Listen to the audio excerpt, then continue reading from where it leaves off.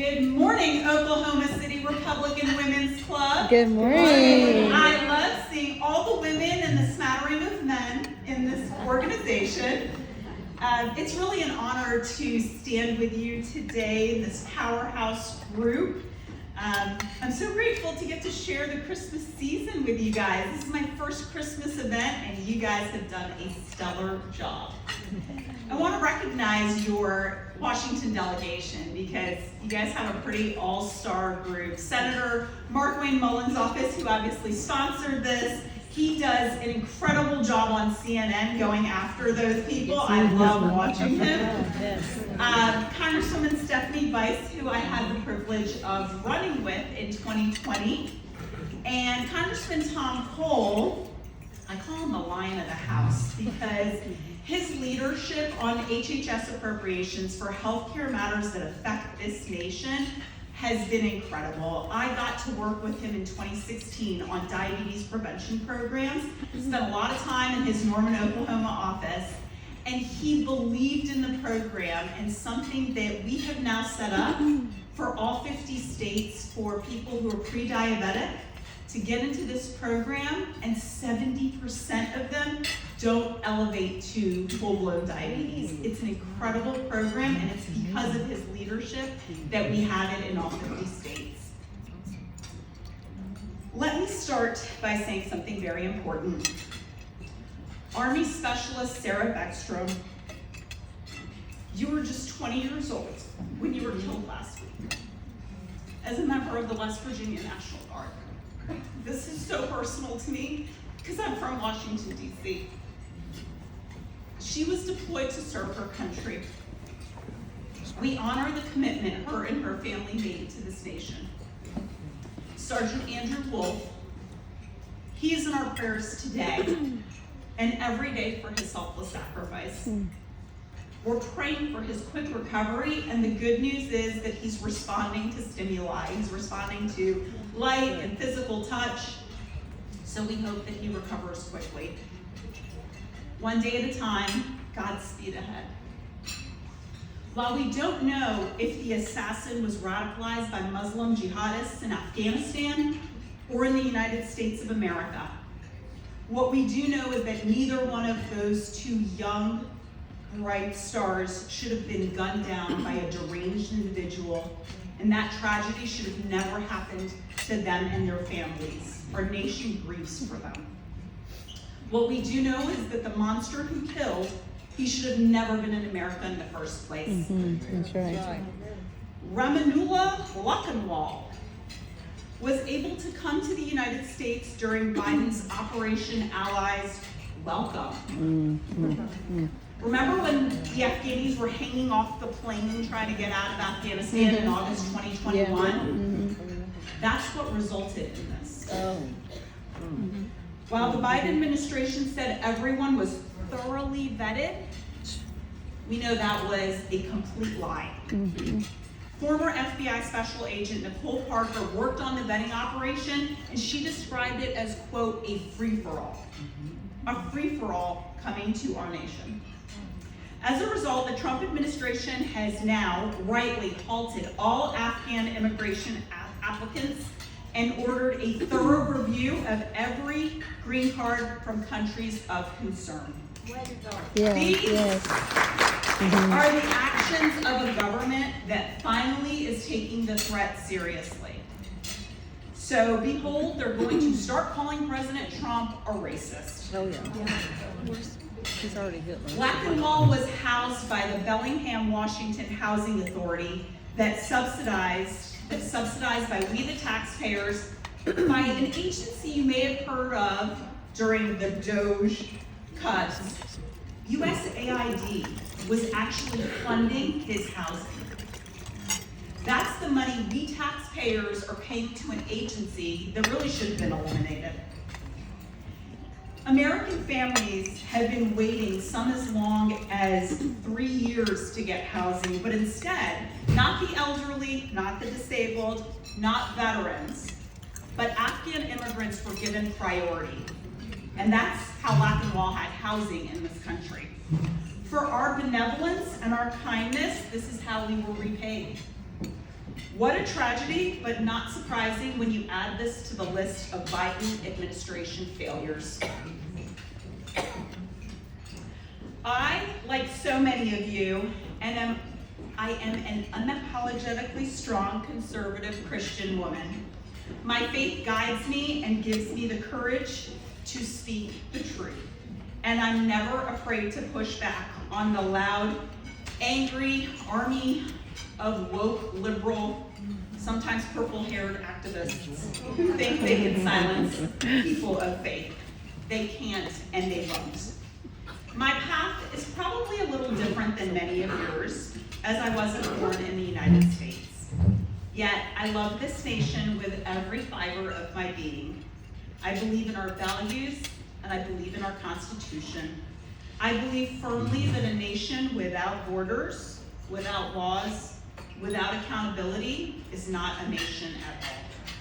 My American journey truly began just days after 9/11 when I was hired at the age of 23 to serve as a political appointee at the Pentagon because I'm a native Farsi speaker. My office sat just a few feet from where Flight 77 penetrated the walls of the Pentagon. For a young woman like me, it was terrifying. But it was also the greatest honor of my life to serve and to aid my country and to defend the country that saved my family and gave us an opportunity. This became my calling. From the Pentagon, I went on to become a lawyer fighting against Obamacare. Yay. The same program Democrats just admitted is unaffordable and unsustainable when they shut down the government earlier this year, the longest shutdown in our government's history. After a decade in Congress, I set my sights on the private sector and handling major healthcare policy issues, including advocacy for a blockbuster drug that many of you may know and use, and that's okay, Ozempic. I worked for the company that manufactures that drug to make sure that the people who needed access to it could get it. I ultimately became a partner at one of the largest law firms in the world, all before the age of 40. And that really speaks to the testament and greatness of this country. But then I walked away from a high six-figure salary and gave it all up to run for Congress. Why? Because when God calls you to serve, you answer. Although I ran twice and did not win, I never viewed it as a loss, and neither should any of you who has run before. I'll remind you, Newt Gingrich ran 3 times before he became congressman in 1978. For me, I saw running for Congress as a chance to grow, to learn, to test another side of my mind and spirit, and to serve my country. There is nothing harder and more unnatural than asking people to size you up and give you money. It's weird. Selling yourself is the hardest thing you'll ever have to sell. And yes, it can be humbling, but faith teaches us resilience. Today, I get to represent America's veterans, many wounded physically, emotionally, and spiritually. All gave some gave all, as the saying goes. Some came home, but with burdens many Americans will never be able to see. It's my honor to serve them and to help them get their VA benefits. I've also served as an election attorney every federal election for the last 20 years, most notably as a recount attorney in Wisconsin in 2020 and in Michigan last year, 2024. I take this role very seriously to ensure the integrity of the election process and that every legal vote is properly counted and every illegal vote is tossed out. Because if we're nothing, we are a country of laws. And the thought that an illegal vote could be counted should offend every red-blooded American. Amen.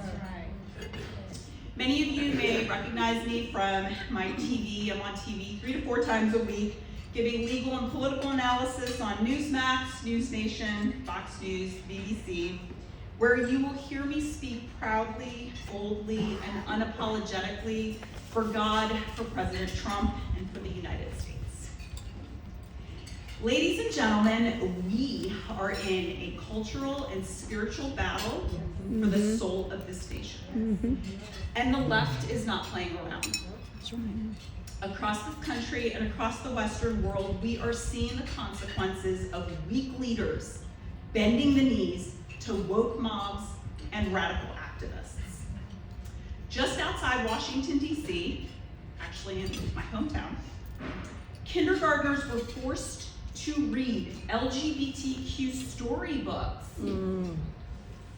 against their parents' wishes.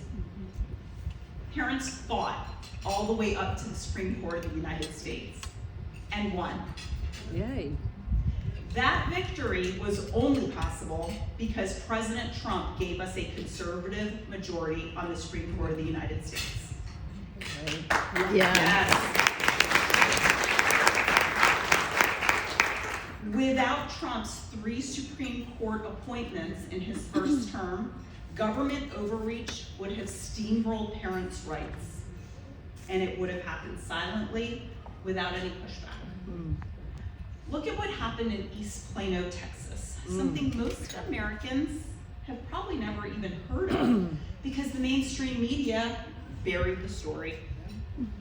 A 400-acre, large-scale Muslim development was being pushed forward at breakneck speed without proper review of zoning, infrastructure strain, environmental impact, or foreign-linked funding. The Biden-Harris administration did nothing. No oversight, no transparency, no concern for the rule of law. Their priority was appeasing identity politics, not serving God, not protecting citizens, not upholding justice. Under President Trump's Department of Justice, however, it did not get a free pass, not even close. Trump's DOJ examined the facts, reviewed federal statutes, ensured zoning compliance, and upheld the rule of law to protect American citizens and their communities. Democrats push ideology where conservatives and President Trump push the rule of law. That's right. And that, my friends, is the difference between the two parties in a single system. Amen. These are wake-up calls. Socialism, radicalism, and anti-Christian bias. They are not coming, they are here. That's right. And the only thing standing between America and chaos is strong, faithful leadership. That's right.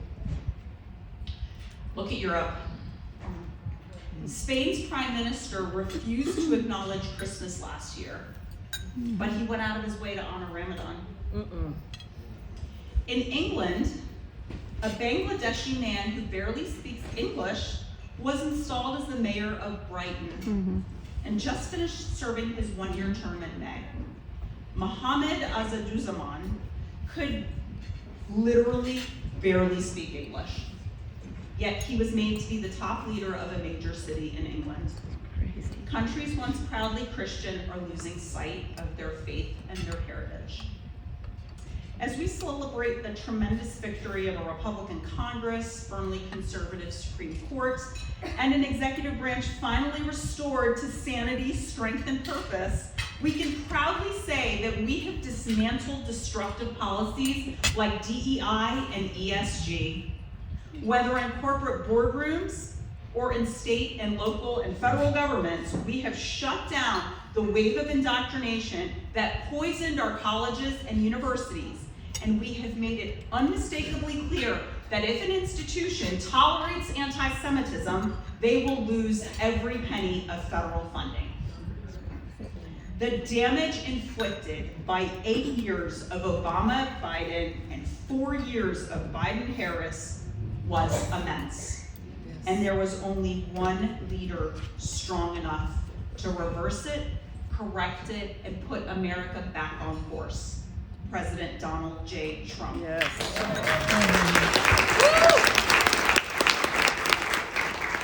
But victory today does not guarantee victory tomorrow. That's right. And history shows us over and over that nations rise when they defend their values and they collapse the moment they forget them. Let me take you to a place that proves this truth with blazing clarity. Poland. Mhm. Earlier this year, I spent 2 weeks traveling every part of Poland, from Gdansk in the north to Warsaw in the south, to the birthplace of Pope John Paul II, Krakow. And what I saw absolutely stunned me. Remember this, in 1989, Poland was crushed under communism. It was poor, broken, and silenced. For 123 years, Poland didn't even have their own country. They were carved up by empires, invaded by the Nazis, and ravaged by the Soviets. Hitler marched across Poland with his intentions to erase it off the map. Auschwitz, standing to this day, testifies to the evil that Poland endured. And yet today, Poland is unrecognizable. Skyscrapers pierce the skies. Luxury cars fill the streets. Their hotels, restaurants, bakeries could go toe-to-toe with the finest in Paris. And economically, Poland, once one of Europe's poorest nations, is now outrunning global giants like Japan in key economic growth metrics, and is projected to grow faster than many of them, like Germany, France, and Italy, with its GDP growing faster than these countries in 2025 and 2026. So the million-dollar question is, how in the world did Poland do it? They made bold, unapologetic, courageous decisions that weak nations refuse to make. First, Poland secured its borders, because a nation without borders isn't a nation at all. Second, they held fiercely to their Christian identity. They didn't apologize for it. They didn't dilute it. They didn't trade 1,000 years of tradition for political correctness. They defended their culture, their families, their faith, and their future. Third, they embraced the free market and rejected the seductive lie of socialism, the same lie that has destroyed every nation foolish enough to swallow it. While Poland stood firm, their neighbors capitulated. Sweden, Norway, Germany, others flung their doors wide open, reckless, unthinking, blind to the future. They built welfare systems so generous, so naive, they became magnets for those who never had any intention of assimilating to the country they had entered. Poland said no to that path, and look at the result. A country that went from communist rubble to one of Europe's top economic powerhouses in a single generation. That's what happens when a nation chooses faith over fear, strength over softness, and sovereignty over chaos. But let me tell you something just as important. For every Poland, there is a Venezuela. Where Poland rose, Venezuela fell, and it fell hard. So when Democrats say, oh, come on, America will never be a socialist country, remember this. Venezuela didn't collapse because of one moment. It collapsed because of 1,000 small compromises, 1,000 tiny surrenders, 1,000 decisions rooted in weakness instead of wisdom. And if we're not vigilant, it can happen right here in the nation we love so much. Poland is proof that faith, borders, capitalism, and courage can resurrect a nation. Venezuela is proof that socialism can destroy one.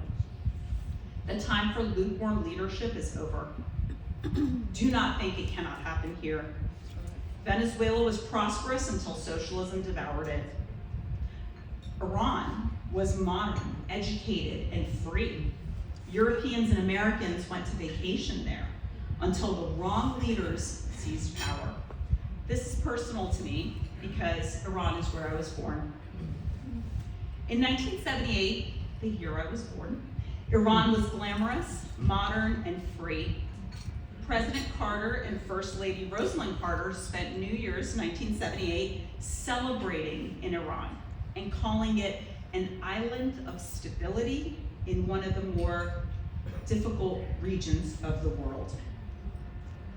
A year later, 54 weeks to be exact, The Ayatollah turned it into a brutal Islamic regime that has terrorized the world for 46 consecutive years, since the fall of the Shah in 1979.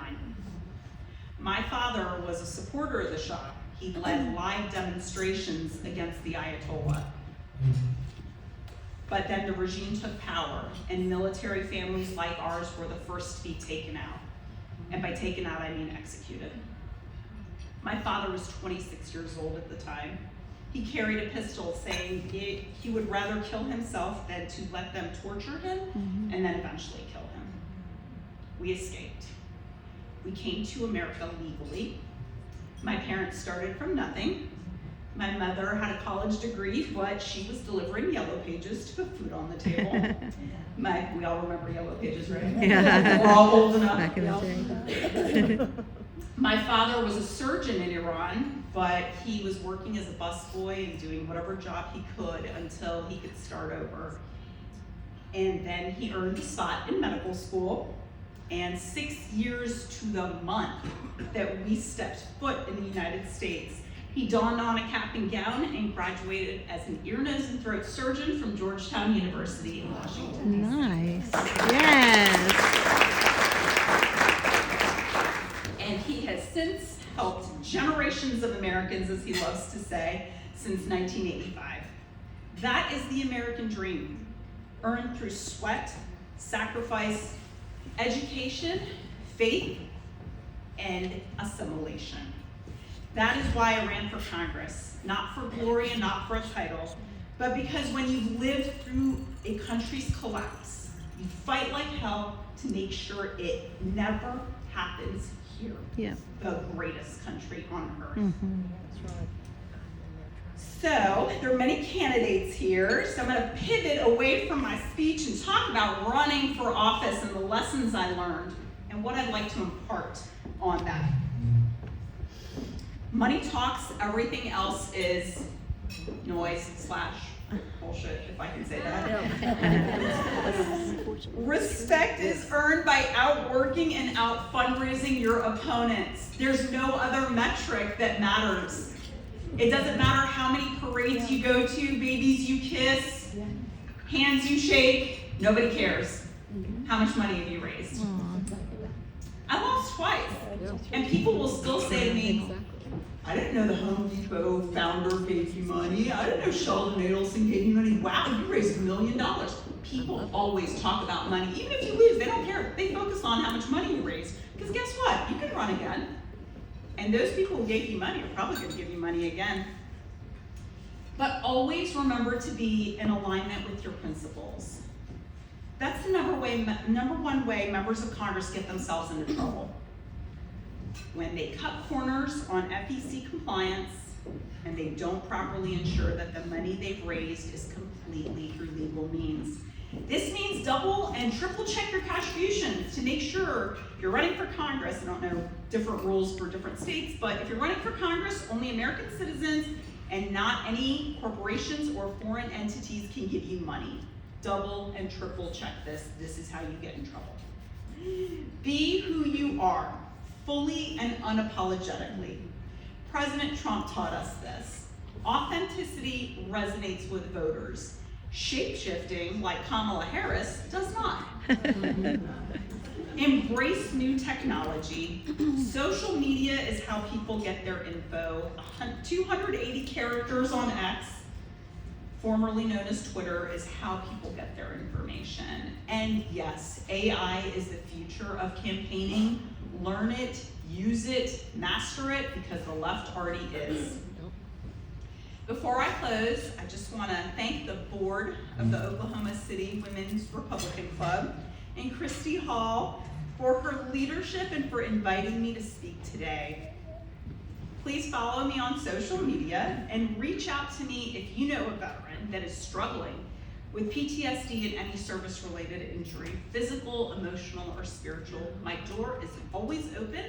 We can't thank our veterans enough. That's right. And hear me clearly, we need strong, faith-driven, conservative women and men at every level of government. School boards. Let's not forget what happened to our schools during COVID. School boards might be ground zero for really where politics is so important right now. City councils, state legislatures, Congress, Senate, presidency. No role is too big, none is too small. If you need advice on running, call me. I want to see more conservatives in all levels of government. This is our moment. This is our fight. Together we can protect our nation, restore our values, and ensure that America remains the greatest country on earth. This country is worth fighting for, and it's worth getting out of your comfort zone and fighting for it. Thank you, Oklahoma City Republican Women's Club. Merry Christmas, God bless you all, and God bless the United States of America. Yes.